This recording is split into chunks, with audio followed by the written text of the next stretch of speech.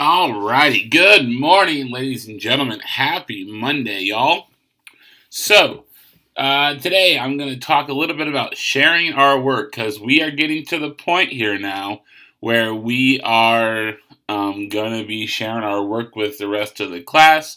Now that we're in red day, white day again, we'll share it with our one section, and that's about it. And then you will receive feedback from them, and then you'll get their copies that they wrote their answers on and stuff like that, and you'll get all that back. Okay? So we're going to be starting that this Wednesday. For those of you who are here on a Wednesday, we're going to be starting it with my work that you've already read. You've already probably answered some questions and all that good junk. And then red team, we will start that on Thursday for you. Okay? So, just talking about it, on your days where you are at home, you are going to be reading and commenting on the readings for the next day. It might be one, it might be two, just kind of depending on the class and how many different writing projects there are, because some of your writing projects are done in groups, where some of you are individual. So we got different numbers, obviously, kind of a deal. So that'll be on your days at home, is where you'll be reading and commenting. And then once you're in the classroom, on the days that you're in class, you will be sharing and speaking out loud and all that good junk. The schedule. The schedule will be attached in the Google Classroom to see what day is which, so that way you know, okay, today I'm reading this person's and this person's and discussing it and all those kind of things. And so then you'll know when yours is coming up as well. This will be on the Google Classroom. I just want to show you real quick. Make sure you understand whose is whose. I kind of did it based off of length and different kinds and stuff like that. Just so that way there will be stuff for everyone to see there.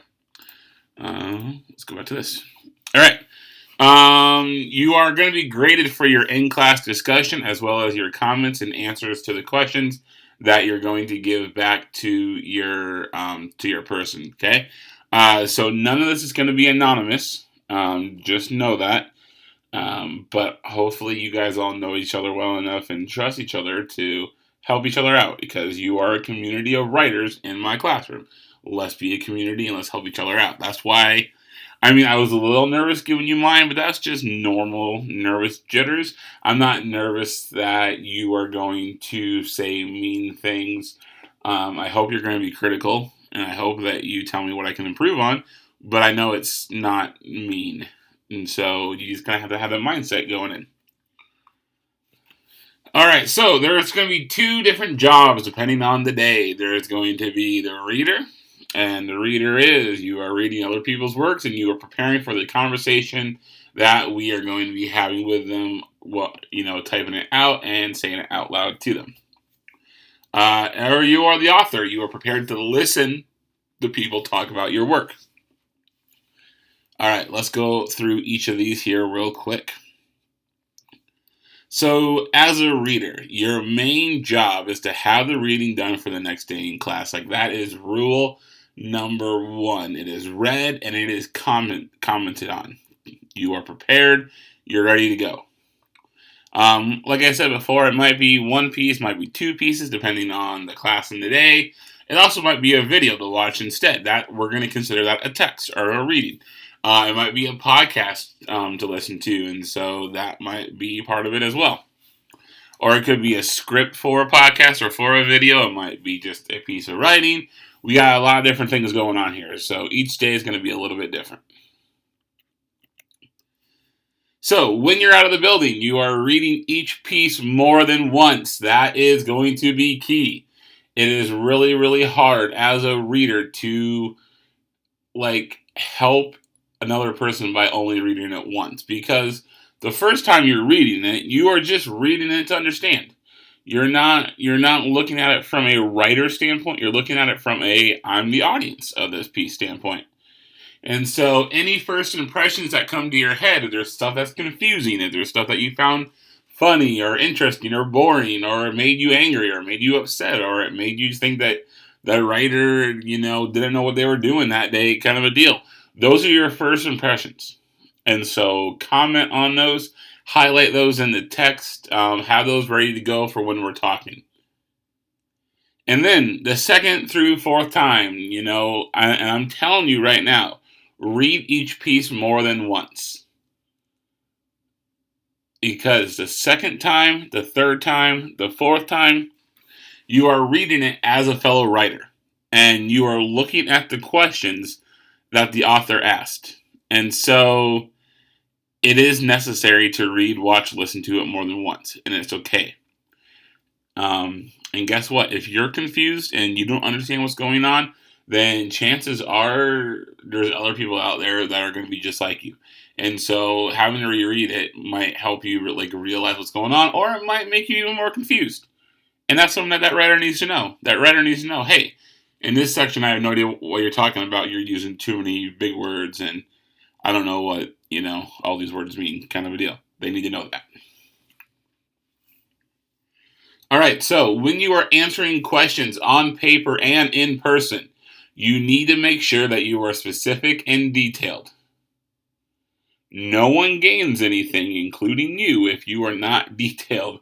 It was so funny. I was at the school board meeting on Thursday, and Mr. Hill was asking the school board for things that he can improve on. And one of the people, I think she said, she gave a critique. She gave a criticism, which is fair. I would always like to be criticized. I don't want to be criticized to the point where I'm feeling bad, but if I'm asking for feedback, I hope it's honest and I hope it's, it can help me get better. And that's what Mr. was looking for. And so she said something, I forget what it was, but Mr. Hill says, can you give me an example? And she said no. And it's that doesn't help him out at all. It doesn't help out when you just say, I liked it. I thought it was good.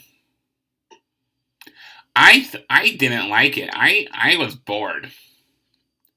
Okay, well, what made you bored? I don't know. That's not good, okay? If you can't pinpoint where the problem is at, then you're not helping that person out at all. By you not giving them that extra information is like giving them a puzzle without all the pieces there, and you're trying to tell them to make it work. It's not going to happen, okay? So, when I say it needs to be specific, it needs to be detailed, I'm talking about having parts of the text highlighted and ready to go. It's on a Google Doc. You can copy and paste it over to your answers and have those ready to go. That's okay. If you're going to have your opinion, everyone is entitled to their own opinion. But until you back it up, no one has to listen. And I would probably tell that person not to listen. Again, don't just say it was good. Don't just say it was bad. If I ask for a lot of detail, don't just say, yes, you had a lot of detail. And then don't tell me where that was, okay? Don't take the easy way out. Do not rush through the work, okay? That's going to be the biggest issue that I'm going to see from you guys and girls is you're not putting in enough information, you're not putting in enough detail, and you're not going to help out the kid. And it's going to hurt them when they're trying to edit, and it's going to hurt your grade as well. Because I can sniff out that BS when you're doing it. I'm always aware and I'm always thinking of, does that answer tell me that they read it? Does that answer tell me that they understand it?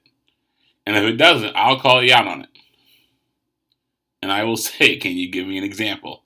And if you can't, you don't get that credit. You don't get the points for that, okay?